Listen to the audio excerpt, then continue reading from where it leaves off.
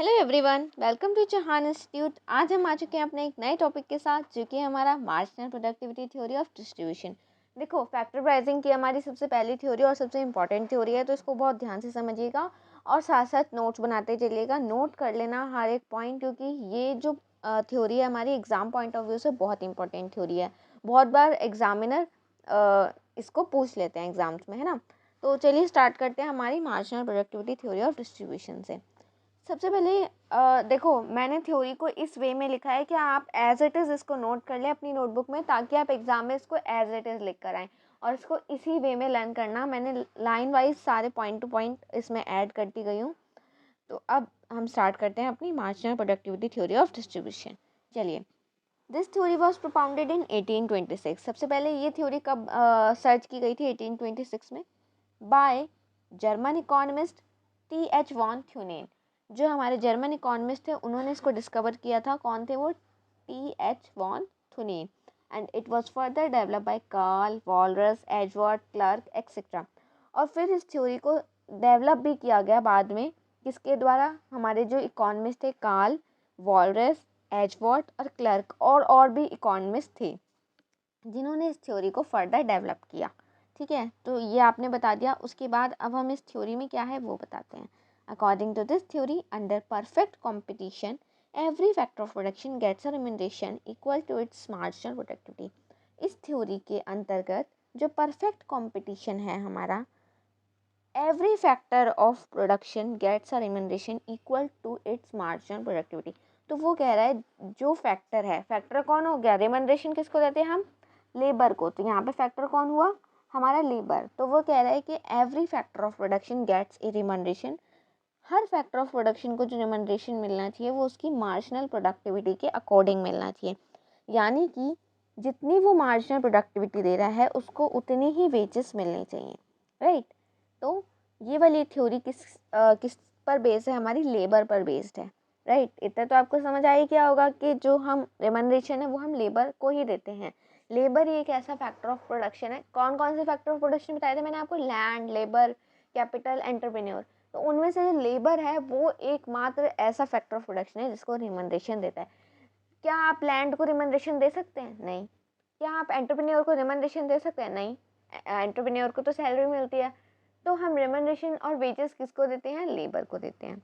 चलिए आगे देखते हैं। अब एक डेफिनेशन मैंने आपके लिए बहुत अच्छी सी लिखी हुई है यहाँ पे।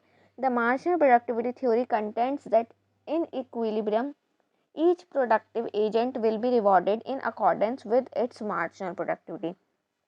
सेम बात वो वही कहना चाह रहा है कि जो इक्विलिब्रियम की सिचुएशन में जो प्रोडक्टिव एजेंट है उसको रिवॉर्ड करना चाहिए, will be rewarded in accordance with its marginal productivity, उसकी मार्जिनल प्रोडक्टिविटी के अकॉर्डिंग, राइट। आगे देखते हैं। अब इसमें ना कुछ अजम्पशन है। हर थ्योरी की कुछ ना कुछ अजम्पशंस होती हैं। इस थ्योरी की क्या अजम्पशंस है देख लेते हैं। पहला वो कह रहा है perfect competition in the product market. Product market में एकदम परफेक्ट कंपटीशन हम ऐसा अज्यूम करके चल रहे हैं, ठीक है। मतलब कि मार्केट में हमारा परफेक्ट कंपटीशन है, ये हम अज्यूम करके चलेंगे इस वाली थ्योरी में। नेक्स्ट वगैरह perfect competition in the factor market. जो फैक्टर मार्केट है, फैक्टर ऑफ प्रोडक्शन की मार्केट है, वहाँ पर भी परफेक्ट कंपटीशन है। Variable, proportion type production function, possibility of factor substitution. Possibility है फैक्टर सब्स्टिट्यूशन की। देखो, फैक्टर सब्स्टिट्यूशन में एक बार आपको और बता देती हूँ। फैक्टर सब्स्टिट्यूशन होता है जैसे कि मैंने 5 लेबर लगाई, ठीक है, और 5 लैंड लगाई, ठीक है। अब मैं क्या करना चाह रही हूँ कि मैं 4 लेबर करना चाह रही हूँ, लेकिन मैं लैंड को इंक्रीज़ करना चाह रही हूँ, है ना। या तो मैं ऐसे कर दूँ, या मेरे पास पहले क्या था, 5 लेबर 5 कैपिटल थी। अब मैं क्या करना चाह रही हूँ कि मैं कैपिटल को इंक्रीज़ करना चाह रही हूँ और लेबर को कम करना चाह रही हूँ। इसका मतलब क्या हुआ? मैंने सब्सटीट्यूट कर दिया। Output will be same, but मैंने जो इनपुट था, जो फैक्टर ऑफ प्रोडक्शन थे, उनमें चेंज कर दिया। तो जो हमारी थ्योरी है marginal productivity theory of distribution, उसमें हम एज्यूम करके चलते हैं कि जो हमारा पॉसिबिलिटी है यहाँ पे फैक्टर सब्सटीट्यूशन की। नेक्स्ट देखते हैं। Factor of production can be divided into small units to facilitate substitution for each. जो फैक्टर ऑफ प्रोडक्शन है उनको स्मॉल यूनिट्स में डिवाइड किया हुआ है ताकि सब्सटीट्यूशन पॉसिबल है। देखो, अगर लैंड भी हम छोटे छोटे टुकड़ों में बांट दें तो हमारे लिए सब्सटीट्यूट करना थोड़ा सा आसान हो जाएगा, कि हम एक लैंड का जो एरिया है उसको हटा के और जो हमारी एक कैपिटल है उसको इंक्रीज़ करते हैं, ठीक है। तो अगर हम स्मॉल यूनिट्स में डिवाइड करते हैं तो हमारे लिए सब्स्टिट्यूशन ईजी हो जाता है। नेक्स्ट पॉइंट है every producer aims at maximising profit. हर प्रोड्यूसर ये एम करके चलता है कि उसको प्रॉफिट अर्न करना है। नेक्स्ट है फुल एम्प्लॉयमेंट, बिल्कुल फुल एम्प्लॉयमेंट होना चाहिए, ठीक है। State of technology remains constant, जो टेक्नोलॉजी हम यूज़ कर रहे हैं वो कांस्टेंट रहेगी ड्यूरिंग द पीरियड। हम टेक्नोलॉजी को चेंज नहीं करेंगे जब तक हमारा प्रोडक्शन कंप्लीट नहीं हो जाता। नेक्स्ट है law of variable proportion holds good, ठीक है। तो लॉ ऑफ वेरिएबल प्रोपोर्शन में जो हमारे गुड्स हैं वो होंगे। वेरिएबल प्रोपोर्शन मैंने आपको अपनी वीडियोस में बताया हुआ है। अगर आपने वो वीडियोस मेरी माइक्रो इकोनॉमिक्स की सीरीज़ में नहीं देखी हैं तो उसको लाइन वाइज देखते आइए ताकि आपको सारे कॉन्सेप्ट एकदम आसानी से क्लियर हो। अब हम चलते हैं अपनी मेन एक्सप्लेनेशन ऑफ थ्योरी पे। इस थ्योरी के जो 2 पार्ट हैं जो फर्दर डिवाइडेड है। एक्सप्लेनेशन ऑफ थ्योरी को हमने कैसे डिवाइड किया है, from the view point of industry और from the view point of particular firm. पहले हम इंडस्ट्री के व्यू पॉइंट से पढ़ेंगे इस थ्योरी को और उसके बाद हम एक फर्म के पॉइंट ऑफ व्यू से पढ़ेंगे। सबसे पहले हम पढ़ते हैं from the view point of the industry. अब हम इंडस्ट्री लेके चल रहे हैं, माइंड में ये रखना है आपको, ठीक है। From the view point of the industry the marginal productivity theory study how the price of a factor is determine. तो इंडस्ट्री लेवल पर हम क्या सोचेंगे कि प्राइस जो है फैक्टर कैसे डिटरमाइन किया जाए। Under perfect competition price of a factor is determine at that level where the market demand for the factor is equal to its supply. मतलब प्राइस कैसे डिटरमाइन होंगे, जब डिमांड जो है फैक्टर की वो सप्लाई की इक्वल हो। जितनी डिमांड है, 4 लेबर की डिमांड है तो 4 लेबर अवेलेबल होनी चाहिए सप्लाई में, है ना, सप्लाई होनी चाहिए उनकी। This theory assume the state of full employment. Full employment मतलब आपको बताया कि अज्यूम करके चलती है।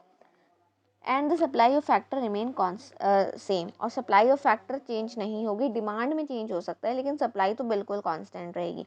Therefore factor price will be determined by it's demand alone. तो जो फैक्टर प्राइस है वो हम किसको देखते हुए रखेंगे, हमारी डिमांड को देखते हुए रखेंगे। अब हम पढ़ते हैं from the point of view of firm. According to this theory a firm under perfect competition will be employ that number of factor at which factor cost is equal to marginal revenue product. देखो, हम किसी भी product का price कब set करते हैं, हम marginal revenue देखते हैं। पॉइंट ऑफ माइंड में हम क्या रखते हैं कि हमारा रेवेन्यू क्या है और value of its marginal physical product, ठीक है। देखो एक एग्जांपल से मैं इसको आपको समझाती हूँ। अगर मैं यूनिट ऑफ फैक्टर, अगर मैं 1 यूनिट ऑफ फैक्टर लगा रही हूँ तो मेरा MRP 10 है, प्राइस ऑफ प्रोडक्ट मैं 2 रख रही हूँ, MRP कितना हो गया फिर 20 हो गया। अगर एक का 10 है ना, और 2 प्रोडक्ट रखे मैंने प्राइस ऑफ प्रोडक्ट, तो जो मेरा फैक्टर प्राइस है वो कितना हो गया इसमें 8 रुपीज़, है ना। कि मैंने 2 रुपये तो एडिशनल लगाए लेकिन मेरा MRP टोटल 10 रुपीज़ था, तो 10 माइनस 2 मेरा 8 रहा वो, ठीक है। फैक्टर प्राइस मैंने 8 लगाया जब जाके मुझे 20 रुपीज़ मिले। ऐसे ही जब मैं 5 यूनिट्स लगा रही हूँ तो मेरा फैक्टर प्राइस तो कांस्टेंट रहेगा 8, क्योंकि कोई भी टेक्नोलॉजी में मैंने चेंज नहीं किया। लेबर लैंड अगर मैं सब्सटीट्यूट कर सकती हूँ लेकिन वो फिर भी आउटपुट सेम ही रहेगा, तो फैक्टर प्राइस मेरा 8 ही आएगा। लेकिन जब मुझे MRP 4 रखना पड़ गया तो मुझे इस सिचुएशन में लॉस हो जाएगा, राइट। यहाँ पे क्या आ गई, मेरी लॉस वाली सिचुएशन आ गई। तो ये तो खैर एक मार्केट का सिनेरियो है कि ऐसा चलता रहता है मार्केट में, कभी बूम पीरियड आता है, कभी डिप्रेशन पीरियड आता है। हमें उस डिटेल में नहीं जाना कि ऐसा क्यों हुआ, लेकिन हमने ये बताया कि कैसे प्राइस जो है वो डिटरमाइन होता है from the view point of firm, ठीक है, फर्म के पॉइंट ऑफ व्यू से। अब हम आगे देखते हैं, हमारे कुछ क्रिटिसिज्म है इस थ्योरी के। पहला है अनरियलिस्टिक। क्रिटिसिजम्स क्या होती हैं, बुराइयाँ, इस थ्योरी की बुराइयाँ क्या हैं। तो पहला है अनरियलिस्टिक अजम्पशंस। अनरियलिस्टिक अजम्पशंस में this theory has a very little practical significance. इसकी जो प्रैक्टिकल सिग्निफिकेंस है ना वो बहुत कम है। मीन्स कि वो कह रहे हैं कि सिर्फ हम अज्यूम करते रहते हैं, पेपर वर्क, मतलब ऑफिशियली तो ये थ्योरी जो है हमारी बन चुकी है, लेकिन क्या है कि इसको प्रैक्टिकल लाइफ में बहुत कम हम यूज़ करते हैं। तो इसकी जो प्रैक्टिकल सिग्निफिकेंस है ना, इंपॉर्टेंस है, वो इतनी ज़्यादा नहीं है। Invisible factors, another assumption of the theory that factor can be divided into small part. ये क्या अज्यूम करके चलती है कि जो हमारे फैक्टर ऑफ प्रोडक्शन है उनको हम स्मॉल पार्ट्स में डिवाइड करते हैं, जैसे लैंड लेबर को तो ये भी थोड़ा एक इसकी जो है बुराई है, क्योंकि ये भी हमारा प्रैक्टिकल सिग्निफिकेंस इतना नहीं देता है ना। नेक्स्ट है हेट्रोजीनियस फंक्शन फैक्टर्स जो है हमारे। Theory assume that all the unit of a given factor are homogeneous which is wrong. Theory क्या अज्यूम करती है कि सारे होमोजीनियस है, लेकिन होमोजीनियस एक जैसे तो सारे फैक्टर ऑफ प्रोडक्शन नहीं होते, which is wrong. In reality different unit of a given factor are heterogeneous. कुछ फैक्टर हेट्रोजीनियस होते हैं, जरूरी थोड़ा ना कि जो एक फैक्टर ऑफ प्रोडक्शन जितनी प्रोडक्टिविटी दे रहा है दूसरा भी उतनी दे रहा हो, एक लेबर जितनी प्रोडक्टिविटी देता हो दूसरा लेबर भी उतनी प्रोडक्टिविटी देता हो, ये तो कोई ज़रूरी नहीं है। तो ये क्या अज्यूम करती है थ्योरी की सब होमोजीनियस है, सब सेम प्रोडक्टिविटी देंगे, लेकिन ये जो हमारा अजम्पशन है ये रॉन्ग है। नेक्स्ट है हमारा cause and effect. According to this theory price of each factor is influence by its marginal productivity. इस थ्योरी के अकॉर्डिंग जो प्राइस है हर फैक्टर का वह इन्फ्लुएंस होता है उसकी मार्जिनल प्रोडक्टिविटी, जितनी वो मार्जिनल प्रोडक्टिविटी देती है उतना उसका प्राइस होता है। लेकिन ऐसा नहीं है, but according to professor Webb's factor price also affect. वो तो कह रहे हैं कि जितना प्रोडक्टिविटी देगी हम उतना प्राइस रखेंगे, ये कौन कह रहा है, थ्योरी। लेकिन जो हमारे प्रोफेसर वेब्स हैं उन्होंने ऐसा कहा कि नहीं, जितना हम प्राइस रखेंगे उस पर भी हमारी मार्जिनल प्रोडक्टिविटी जो है डिपेंड करती है।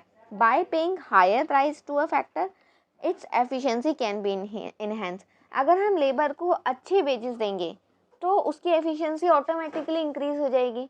तो थ्योरी क्या कहती है कि जितना प्रोडक्टिविटी दे रही है उतना वेजेस दो, लेकिन ये तो गलत बात है। अगर हम वेजेस ही अच्छे देंगे तो प्रोडक्टिविटी तो ऑल्सो इंक्रीज होगी। ठीक है, के साथ जो हमारा ये टॉपिक है marginal productivity theory of distribution वो कंप्लीट हो चुका है। अगर वीडियो पसंद आई है तो वीडियो को लाइक कीजिए, चैनल को सब्सक्राइब कीजिए और बेल आइकन को प्रेस कीजिए। Thank you.